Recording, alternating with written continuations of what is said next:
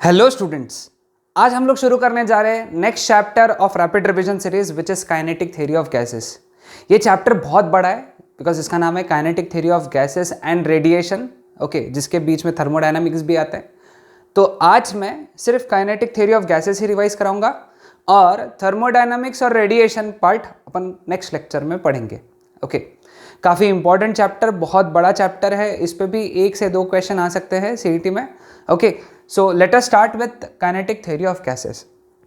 Kinetic theory of gases में सबसे importantly हम लोगों को पढ़ना है concept of ideal gas and real gas. Okay, ideal gas वो गैस होती है जिनके बीच में, जिनके मॉलिक्यूल के बीच में there is no intermolecular force of attraction, है ना। इंटरमॉलिक्यूलर फोर्स ऑफ अट्रैक्शन बिल्कुल भी नहीं होता है। ओके, दूसरा, they follow all gas laws. Okay, they follow all gas laws, ये 2 सबसे ज्यादा इंपॉर्टेंट होती है। Okay, and it also follow ideal gas equation. Okay, ideal gas equation क्या होता है अपन देखेंगे आगे। ओके, ये 3 बातें इंपॉर्टेंट है आइडियल गैस के लिए कि इनके बीच में इंटरमॉलिक्यूलर, जो 2 मॉलिक्यूल के बीच का फोर्स ऑफ अट्रैक्शन है वो कुछ भी नहीं होता है। दूसरी खास बात, ये हर गैस लॉ फॉलो करते हैं। तीसरी खास बात, ये आइडियल गैस इक्वेशन भी फॉलो करते हैं। ओके, रियल गैस मतलब वो गैस जिनके बीच में there is intermolecular force of attraction, है ना। इंटरमॉलिक्यूलर फोर्स ऑफ अट्रैक्शन रहेगा, पहली बात। दूसरा, they do not follow gas laws, even they don't follow ideal gas equation. Ideal gas equation इनके लिए ट्रू नहीं है। आइडियल गैस इक्वेशन इनके लिए ट्रू नहीं है। ओके, तो this are the properties of real gas. हाँ, लेकिन इसमें सबसे ज्यादा इंपॉर्टेंट क्या है कि real gas behaves like ideal gas. Okay, जो रियल गैस होती है वो आइडियल गैस के जैसे बिहेव करती है, लेकिन कुछ कंडीशंस में। ओके, और वो कंडीशंस क्या है? At high pressure and low temperature. Okay, at high pressure and low temperature ये जो रियल गैस है वो आइडियल गैस के जैसे बिहेव करती है। सिर्फ याद रखना, प्रेशर हाई होना चाहिए और टेम्परेचर लो होना चाहिए, ध्यान में रखो। अगर रियल गैस का प्रेशर बहुत ज़्यादा है, टेम्परेचर बहुत कम है, तो वो आइडियल गैस के जैसा बिहेव करेगी। समझ में आया ये कॉन्सेप्ट? तो ये जो है एमसीक्यू के लिए इंपॉर्टेंट है कि एक रियल गैस आइडियल गैस के जैसा बिहेव कौन से कंडीशन में करती है? High pressure and low temperature. Next, ideal gas equation. Okay, ideal gas equation होता है PV is equal to nRT। Okay, PV is equal to nRT where P is pressure of gas, V is volume of gas, N is number of moles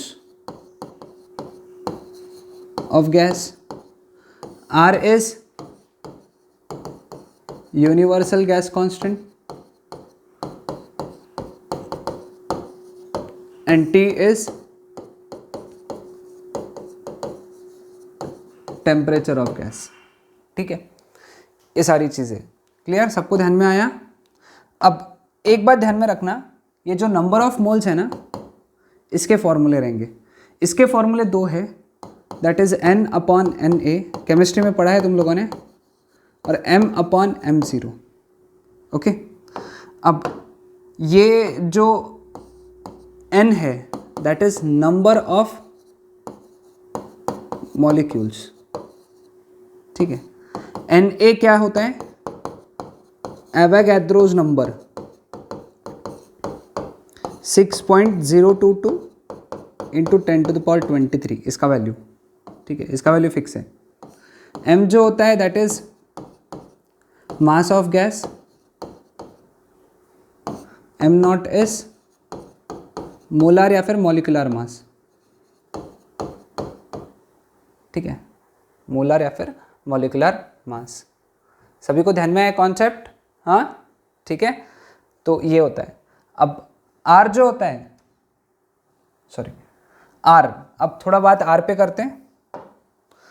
R जो था ये universal gas constant था, इसका value fix है 8.314 joule पर मोल kelvin. Okay, 8.314 joule पर मोल kelvin. Okay, इसकी और वैल्यूज देख लो कैसे, 8314 जूल पर किलो मोल केल्विन।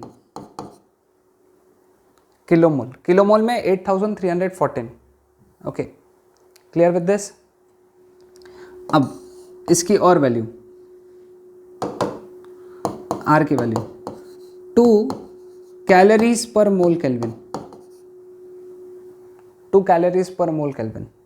ओके, और एक वैल्यू 8.314 इंटू 10⁻⁷ अर्ग पर मोल केल्विन। ये जूल को कन्वर्ट किया अर्ग में, ठीक है। ये सभी वैल्यूज लिख के रख लो, काम में आएंगे। ओके, अब इसका डायमेंशन बहुत इंपॉर्टेंट है, डायमेंशन ऑफ आर। ओके, अगर डायमेंशन ऑफ आर याद रह जाता है तो बहुत अच्छी बात, अगर टाइम पे याद नहीं आ रहा है, क्योंकि फिजिक्स के पेपर में डायमेंशंस के क्वेश्चन आते हैं सीईटी में। ओके, क्वेश्चंस आते हैं, डायरेक्ट क्वेश्चंस आते हैं। तो अगर डायमेंशन याद नहीं आ रहा है तो इसका यूनिट याद रहना चाहिए, 8.314 जूल पर मोल केल्विन। ओके, तो डायमेंशन जूल का क्या आएगा? जूल का डायमेंशन है m1L2T-2।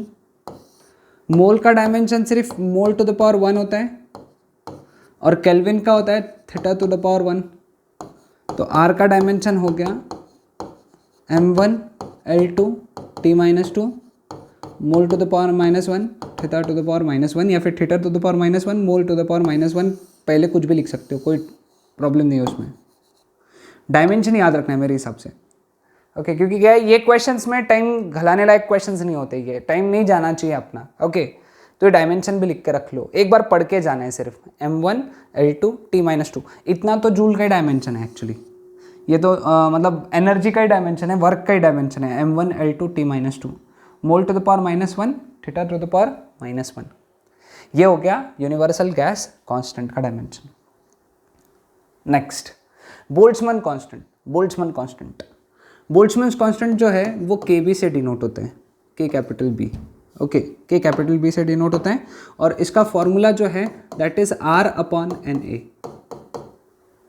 R कांस्टेंट है 8.314, NA भी कांस्टेंट है 6.022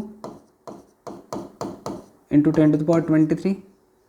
देयरफॉर KB का वैल्यू बन गया 1.38 इंटू 10⁻⁻23 जूल पर केल्विन। यूनिट देख लो, इसका भी वैल्यू देख लो, यूनिट देख लो। ओके, तो इसका भी डायमेंशन हम लोगों ने याद करके रख लेना चाहिए, वो आएगा m1L2T-2 θ-1।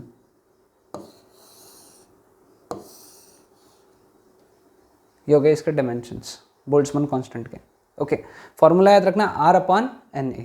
इसका बहुत छोटा वैल्यू होता है, 10⁻23 है, याद रखना। माइनस, यहाँ पे बहुत बार बच्चे कंफ्यूज कर देते, प्लस कर देते गलती से। ओके, और टिक कर देते, गलत हो जाता है। माइनस याद रखना, KB में 10 का पावर माइनस है। ओके, ये सारे पॉइंट्स लिखते चलो। Gas laws. ओके, अपने को 3 गैस लॉस पढ़ने हैं मेनली। पहला है बॉयल्स लॉ।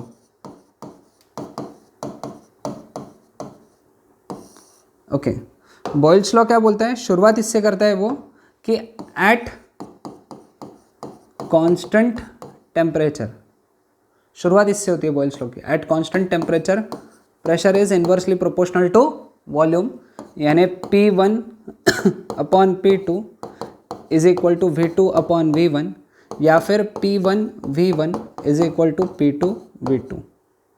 दोनों याद रख लेना चाहिए। Pressure is inversely proportional to volume, ये सभी के सभी ideal gas equation PV is equal to nRT से डिराइव हो रहे हैं। ओके, समझ में है सबको? दूसरा है Charles law. Charles law, okay, Charles law क्या बोलता है? At constant volume, sorry at constant pressure, okay, Charles law होता है at constant, sorry volume, extremely sorry, pressure is directly proportional to temperature. Charles is at constant volume, pressure is directly proportional to temperature, यानी P1 upon P2 is equal to T1 upon T2। Note down करके रख लो, okay. तीसरा होता है Gay-Lussac's law. गे-लुसाक्स law, okay. गे-लुसाक्स law क्या बोलता है? देखो यहाँ पे टेम्परेचर कांस्टेंट हो गया, वॉल्यूम कांस्टेंट हो गया, तो at constant pressure volume is directly proportional to temperature, okay, volume is directly proportional to temperature. तो we can write it down as V1 upon V2 that is equal to T1 upon T2, okay, V1 upon V2 is equal to T1 upon T2। तो ये तीन gas laws important है, बहुत ज़्यादा important है। इसके बाद में Dalton's law of partial pressure भी है, वो अपन बाद में पढ़ेंगे, ओके। ये तीन लॉज याद रखना है सबको, Boyle's law, Charles law and Gay-Lussac's law. इस पे क्वेश्चन आते हैं, okay. Next, mean free path, okay.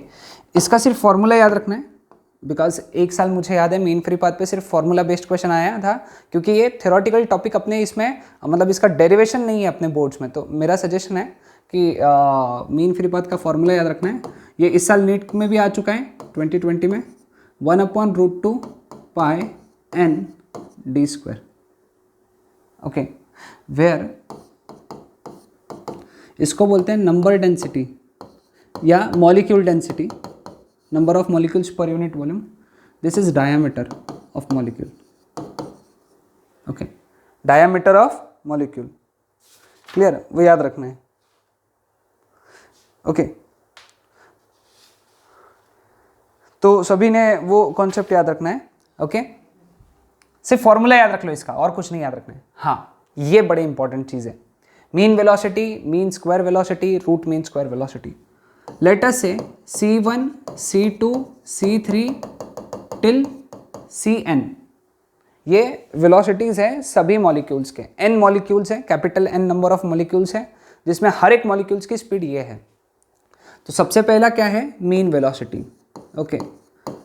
Mean velocity C bar that is equal to C1 plus C2 plus C3 till Cn upon n, that is mean velocity, okay, mean velocity simple, सभी का average mean, okay, average ले लेना है। दूसरा है mean square velocity, okay, C bar square, okay. इसका formula है C1 square plus C2 square plus C3 square till Cn square upon n square नहीं है, ओके। हाँ, सिर्फ इसका याद रखना है, इसका यूनिट आएगा मीटर पर सेकेंड। यूनिट कभी कभी पूछ सकते हैं, तो इसका आएगा मीटर स्क्वायर पर सेकेंड स्क्वायर, क्योंकि स्क्वायर ले रहे हो ना वेलोसिटी का, इसीलिए। और तीसरा है root mean square velocity, okay. इसको कभी कभी RMS वेलोसिटी भी पढ़ते हैं, ओके, CRMS। तो मीन स्क्वायर का रूट यानी इसका रूट, ओके, तो इसका रूट यानी ये टोटल ऐसा पूरे का रूट आ जाएगा अंडर रूट ऑफ या square root of C1 square plus C2 square plus C3 square till Cn square upon n, okay. ये पूरे का रूट आ जाएगा CRMS। अपन आज से इसको CRMS ही पढ़ेंगे, ये नहीं लिखेंगे, कॉम्प्लिकेटेड है ना। तो इसका यूनिट आएगा मीटर पर सेकेंड, मीटर पर सेकेंड। तो ये फॉर्मूलेस तुमको याद रखना है, लिख के रख लो, नोट डाउन करके रख लो, okay. Next, most probable speed and RMS speed. उसके पहले यहाँ पे एक और फॉर्मूला याद रख लो, अपन इसको बाद में डिराइव करेंगे। तो CRMS is equal to square root of 3RT by m naught. Okay, square root of 3RT by m naught, ये एक और फॉर्मूला इसका, ठीक है, वो लिख के रख लिया सभी ने। अब आता है most probable speed. Most probable speed यानी मोस्ट प्रोबेबल, ज़्यादा जिसकी प्रोबेबिलिटी है, यानी बहुत सारे मॉलिक्यूल्स है, बहुत सारे मॉलिक्यूल्स है, सबकी स्पीड अलग है, लेकिन बहुत सारे मॉलिक्यूल्स की एक जैसी स्पीड होती है, बहुत सारे मॉलिक्यूल्स की एक जैसी स्पीड होती है, उस स्पीड को हम लोग कहते हैं मोस्ट प्रोबेबल स्पीड। ओके, जैसे फॉर एग्जांपल 1 मीटर पर सेकेंड, 2 मीटर पर सेकेंड, 3 मीटर पर सेकेंड, 3 मीटर पर सेकेंड, 3 मीटर पर सेकेंड, 3 मीटर पर सेकेंड, 4 मीटर पर सेकेंड, 5 मीटर पर सेकेंड, 6 मीटर पर सेकेंड, ऐसी स्पीड से। तो सबसे ज़्यादा स्पीड कौन से क्या थी, सबसे ज़्यादा स्पीड क्या थी, 3 मीटर पर सेकेंड, ये बहुत सारे मॉलिक्यूल्स की स्पीड थी, इसलिए 3 मीटर पर सेकेंड हो गई हमारी मोस्ट प्रोबेबल स्पीड। तो इसका फॉर्मूला अपने सिलेबस में है डायरेक्ट, तो मैं इसको लिखूंगा CMP, एंड उसका फॉर्मूला है square root of 3RT by m naught. Okay, 3RT by m naught, या फिर m, सॉरी यहाँ पे m है और यहाँ पे भी m है।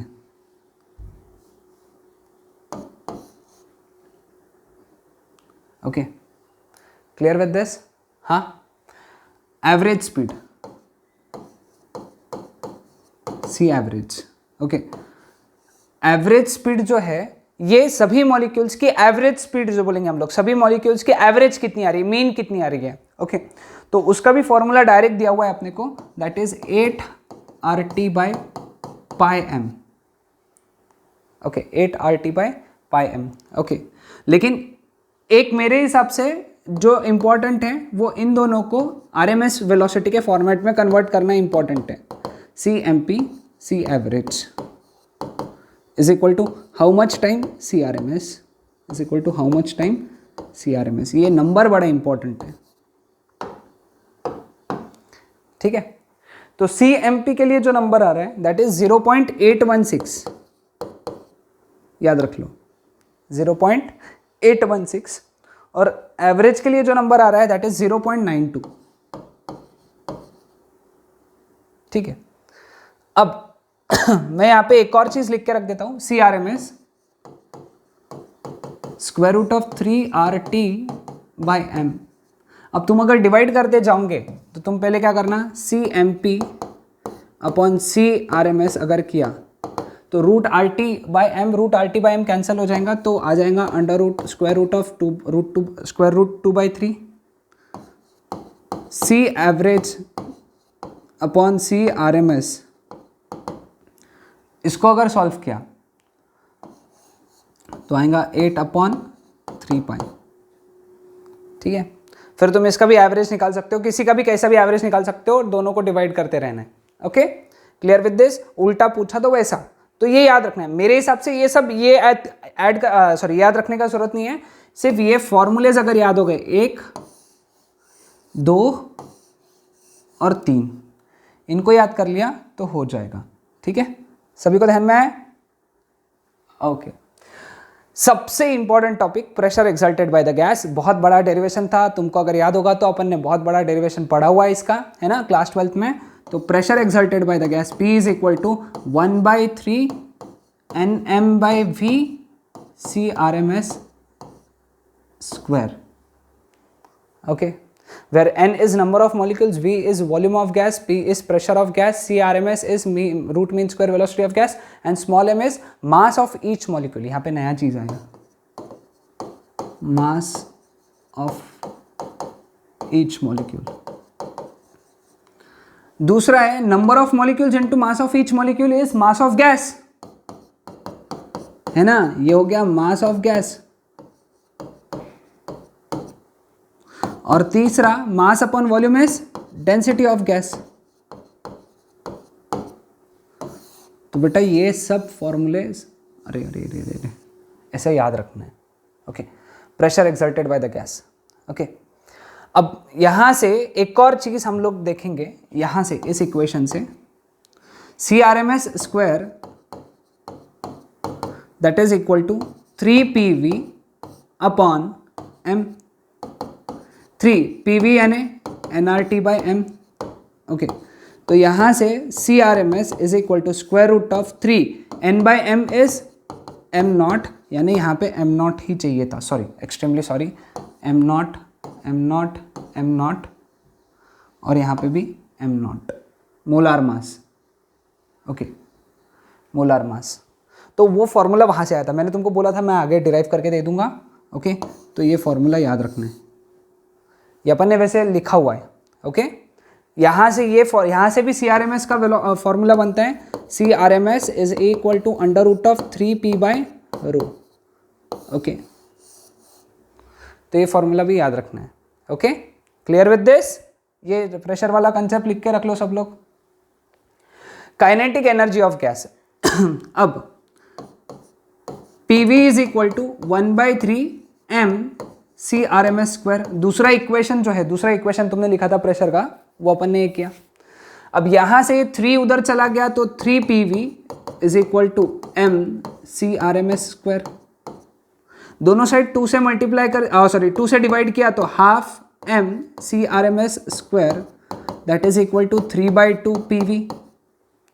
Half into mass of gas into velocity का स्क्वायर, गैस की वेलोसिटी का स्क्वायर, यानी ये टर्म हो गया काइनेटिक एनर्जी ऑफ गैस। बड़ा इंपॉर्टेंट इक्वेशन है 3/2 PV, याद रख लो। 3/2 PV kinetic energy of gas, 3/2 PV। अब इसके अंदर अपने को बहुत सारी चीजें पढ़नी पड़ती हैं। तो देखो, पहला चीज क्या पढ़ रहे हैं अपन?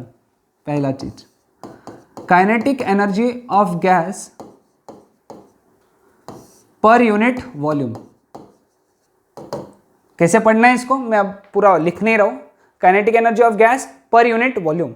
ओके, तो ऊपर है kinetic energy of gas that is 3/2 PV upon V, तो कैंसिल 3/2 P, V कैंसिल हो जाता है ना, तो 3/2 P। ये याद रखना है, बहुत इंपॉर्टेंट है ये। इसके इक्वेशंस बहुत ज़्यादा इंपॉर्टेंट है बिकॉज ये डायरेक्ट भी पूछे जा सकते हैं, इन पे न्यूमेरिकल्स भी पूछे जा सकते हैं। Kinetic energy of gas per mole, per mole. Okay, kinetic energy of gas कितना है? 3/2 PV upon number of moles. 3/2 PV यानी क्या होता है? nRT upon number of moles, cancel, तो 3/2 RT। ठीक है, kinetic energy of gas per unit mass, per unit mass. Okay, तो कितना आएगा? 3/2 PV upon mass of gas. Mass of gas आएगा ना, पर यूनिट मास यानी अपॉन मास। 3/2 PV यानी क्या होता है? nRT upon mass. अब number of moles upon mass is upon 1 upon molar mass, यानी 3/2 RT/m0। ये सब फॉर्मूले इंपॉर्टेंट है। देखो कितना सिंपल डेरिवेशन है, कुछ भी नहीं। तुमको अगर ये याद है तो तुम टाइम पे भी डेराइव कर सकते हो, बट मेरा सजेशन है याद करके जाना है। Okay, then kinetic energy of gas per molecule, यानी एक मॉलिक्यूल की, पर मॉलिक्यूल, एक मॉलिक्यूल की एनर्जी कितनी? ओके, तो काइनेटिक एनर्जी ऑफ गैस कितना है? 3/2 PV, number of molecules n। ये थोड़ा लंबा डेरिवेशन है, इसको थोड़ी जगह भी लगेंगी अपने। 3/2 PV यानी nRT upon n, n upon n is Na, 3/2 RT/Na। लेकिन R/Na, R/Na अभी पढ़ाया था ना, kb, तो दैट इज 3/2 kBT। ओके, समझ में आया सबको? तो ये 4 फॉर्मूलेज इंपॉर्टेंट है, नोट डाउन करके रख लो, बहुत ज़्यादा इंपॉर्टेंट। तुमको याद करने का टेक्निक अगर बताना है, अगर ये 5 फॉर्मूलेज, इसको भी पकड़ लो, काइनेटिक एनर्जी ऑफ गैस को, तो कुछ नहीं, क्या करना, मैच द फॉलोइंग बनाना।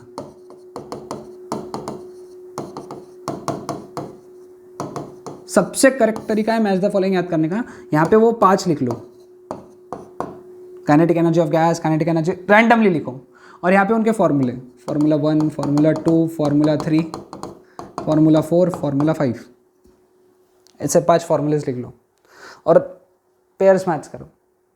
कम से कम 2 गलत हो सकते हैं और ज़्यादा से ज़्यादा पूरे 5 गलत हो सकते हैं, तो इसलिए this is the best thing to remember. Okay, तो इसको कोशिश करो नहीं समझ में आया तो मुझे पूछ लेना कमेंट बॉक्स में, मैं क्लियर कर दूंगा, ठीक है। तो ये हो गया काइनेटिक एनर्जी ऑफ गैस, ये 5 formulas. Okay, clear with this? Okay, next molar specific heat of gas. Okay, molar specific heat यानी ये फॉर्मूला देखो इसका, amount of heat required to raise the temperature of 1 mole of gas through 1 degree Celsius और 1 kelvin. तुम बोलोगे sir 1 degree Celsius is equal to 1 kelvin बोल रहे क्या आप? नहीं नहीं नहीं, rise of 1 degree Celsius is equal to rise of 1 kelvin. I am not saying 1 degree Celsius is equal to 1 kelvin, ये गलत है, ये सही है, ये भी सही, ये सही है। 1 डिग्री सेल्सियस का राइज यानी 1 केल्विन का राइज होता है, ठीक है। अब याद रख लो, ये इमेजिन करो एक गैस है, ये हम लोग इसको हीट प्रोवाइड कर रहे हैं, क्यों हीट प्रोवाइड कर रहे हैं? n मोल ऑफ गैस है, ओके, और इसका टेम्परेचर अपन dt से बढ़ा रहे हैं। अपन ने dq हीट दिया, कितना हीट दिया? लेटर से dq हीट दिया, n मोल्स ऑफ गैस लिया और dt से उसका टेम्परेचर बढ़ाया। गैस के अंदर हीटिंग 2 प्रकार से होती है, 2 अलग अलग प्रकार से हीटिंग पॉसिबल है। एक है एट कांस्टेंट प्रेशर, मैंने इस पे अलग अलग वीडियो बना के रखे हैं, आप देख सकते हो, प्लेलिस्ट का नाम है थर्मल प्रॉपर्टीज ऑफ मैटर, उसके अंदर मैंने बना के रखे हैं molar specific heat at constant volume and molar specific heat at constant pressure, बहुत डिटेल में वहाँ पे जाके मिल जाएगा। और दूसरा है एट कांस्टेंट वॉल्यूम, ओके। तो एट कांस्टेंट प्रेशर उसको अपन बोलेंगे Cp, वो हो जाएगा dQp अपॉन NDT, और ये हो जाएगा Cv, वो हो जाएगा dQv अपॉन NDT। फॉर्मूला नीचे भी सेम है, सिर्फ ऊपर थोड़ा अलग है। ये हीट और ये हीट अलग रहेगी। एक बात याद रखना, ये हीट ज़्यादा रहेगी और ये हीट कम रहेगी। इसका रीज़न अपन डिटेल में नहीं पढ़ेंगे, सिर्फ अभी याद रखेंगे, ओके। अब इसका यूनिट जो आएगा, इसका यूनिट इसका मोलार स्पेसिफिक हीट का यूनिट अलग इसमें लिखता हूँ कलर में, यहाँ पे तुमको ध्यान में रहेगा, यह आएगा जूल पर मोल केल्विन। ये तो 8.314 जूल पर मोल केल्विन, यानी यूनिवर्सल गैस कांस्टेंट का भी तो यही यूनिट था ना। हाँ, तो करेक्ट, वो यूनिट सेम होता है, ठीक है। इन दोनों में रिलेशन याद रखना है, इन दोनों के बीच का जो रिलेशन होता है उसको अपन बोलते हैं मेयर्स रिलेशन। वो होता है Cp minus Cv is equal to R. Cp minus Cv is equal to R, clear? ये याद रखना है relation, Cp minus Cv is equal to R, ठीक है। समझ में आया सबको? Adiabatic constant gamma that is equal to Cp by Cv, okay. Adiabatic constant यानी gamma, it is the ratio of molar specific heat at constant pressure to molar specific heat at constant volume, ठीक है। तो यहाँ से अपन क्या लिख सकते हैं? Cp is equal to gamma time Cv। अभी रिलेशन पड़ा Cp minus Cv is equal to R, ठीक है।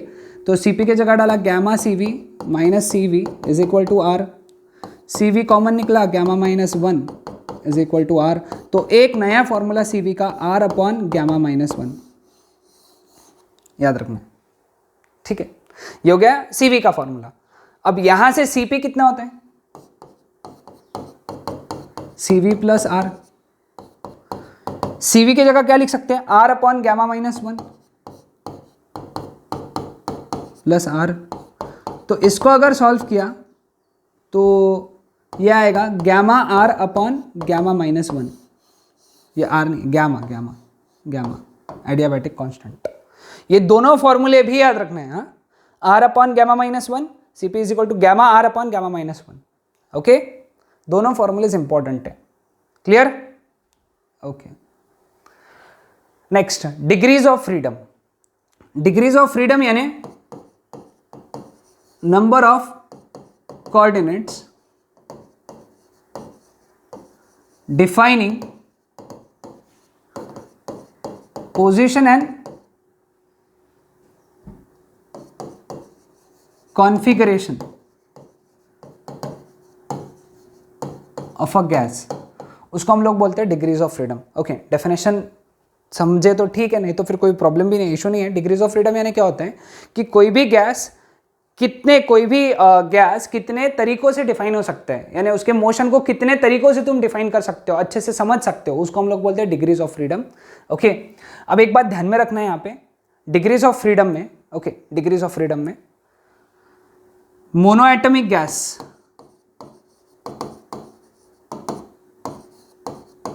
ओके, इसके डिग्रीज ऑफ फ्रीडम होते हैं तीन डिग्रीज ऑफ फ्रीडम होते हैं, और तीनों के तीनों ट्रांसलेशनल होते हैं।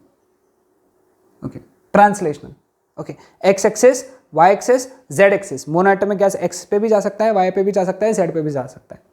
ओके, दूसरा होता है डायटोमिक गैस, इसके डिग्रीज ऑफ फ्रीडम होते हैं 5। ओके, 5 कैसे होते हैं? 3 ट्रांसलेशनल होते हैं और 2 रोटेशनल होते हैं। 3 ट्रांसलेशनल, 2 रोटेशनल। ओके, तीसरा है ट्राइएटॉमिक।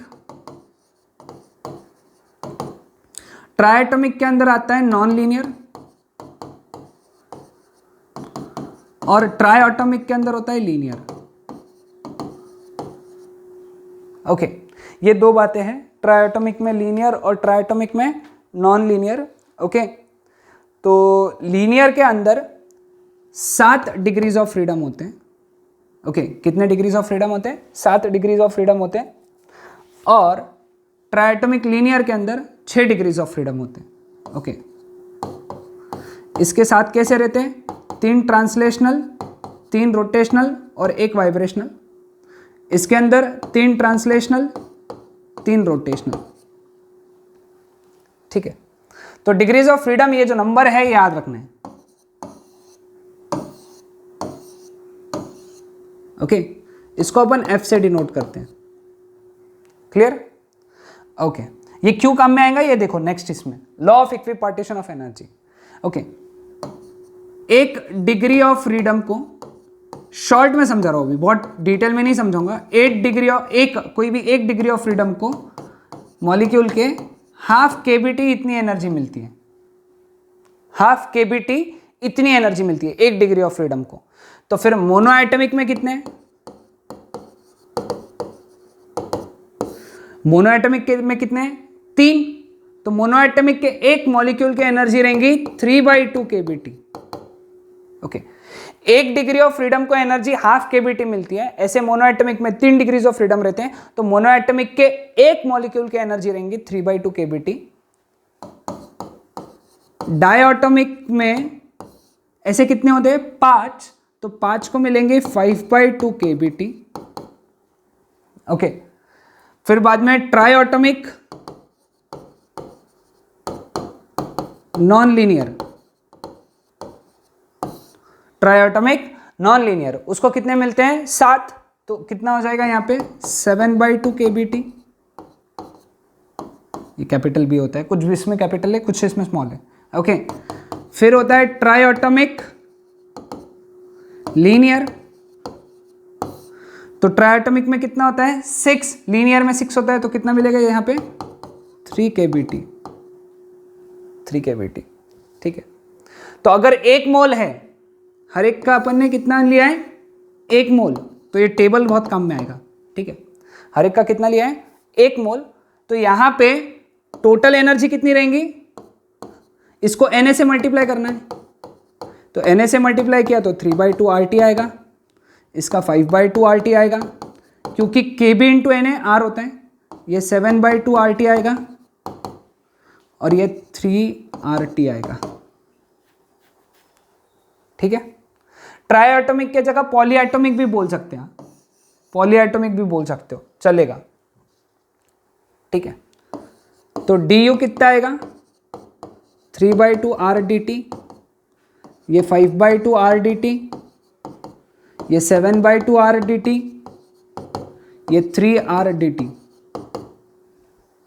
ओके, तो CV आ जाएगा, CV का फॉर्मूला होता है du/dt, तो ये आ जाएगा 3/2 R, ये 5/2 R, ये फॉर्मूला इंपॉर्टेंट है, 7/2 R, 3R। फिर CV ब्रैकेट में CP आएगा, CV प्लस R, यानी इसमें R ऐड करना है, तो ये आएगा 5/2R, ये आएगा 7/2R, ये आएगा 9/2R और ये आएगा 4R। ठीक है। एंड फाइनली गैमा फॉर्मूला क्या है, CP/CV, तो इसका आएगा 5/3, 7/5, 9/7, 4/3। ठीक है, समझ में आए? ये टेबल बहुत ज़रूरी है, नोट डाउन करके रख लेना है टेबल को। ओके, एक एक एक एक करके सभी स्टेप्स को नोट डाउन कर लेना है। ठीक है। नाउ सबसे important, vibrational energy.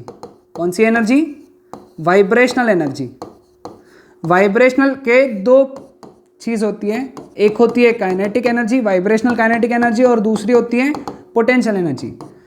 Law of equipartition of energy के हिसाब से इसको हाफ KBT मिलेगा, इसको हाफ KBT मिलेगा, तो टोटल मिला के वाइब्रेशनल एनर्जी को कितना मिलेगा, KBT। कितना एनर्जी मिलेगा, KBT, ये याद रखना। वाइब्रेशनल एनर्जी को KBT एनर्जी इतना मिलता है, यानी इसके अंदर अगर यहां से वाइब्रेशनल ऐड कर दिया, वाइब्रेशनल ऐड किया, तो यहां पे तुमको उतनी एनर्जी ऐड करना पड़ेगा। ओके, हर एक में उतनी एनर्जी ऐड करते चलना पड़ेगा। Okay, clear with this? Okay, बस आखिरी के 3 स्लाइड्स हैं। Specific heat capacity with F vibrational mode, ये इसके ऊपर MCQ ऑलरेडी आ चुका है बोर्ड्स में। ओके, तो लेट अस से 3 ट्रांसलेशनल है, 3 रोटेशनल है और F वाइब्रेशनल है। ओके, तो एक मॉलिक्यूल की एनर्जी कितनी रहेंगी, 3/2 KBT ट्रांसलेशन की वजह से, 3/2 KBT रोटेशनल की वजह से, और F KBT वाइब्रेशनल की वजह से, क्योंकि एक वाइब्रेशनल की होती है KBT, तो F की कितनी रहेंगी, F KBT। तो टोटल अगर मारा इसका, ओके, टोटल अगर मारा, total energy of molecule, okay, total energy of molecule तो कितनी आएंगी, 3 KBT प्लस F KBT। तो इसको लिख सकते हैं 3 + F KBT। ये एक मॉलिक्यूल के लिए आएंगी। तो गैस के लिए कितनी आएंगी, इसको लिखेंगे एक मॉलिक्यूल, तो फॉर गैस Na से मल्टीप्लाई करेंगे तो 3 + F RT आएंगी। ओके, तो CV कितना आएगा इसका, 3 + F R। CP कितना आएगा इसका, 4 + F R। और गैमा कितना आएगा इसका, 4 + F अपॉन 3 + F। ओके, तो याद रखना है ये। Okay, last but second slide, specific heat of solid. Specific heat of solid जो होता है वो 3R होता है, क्योंकि इसमें 3 वाइब्रेशंस पॉसिबल है।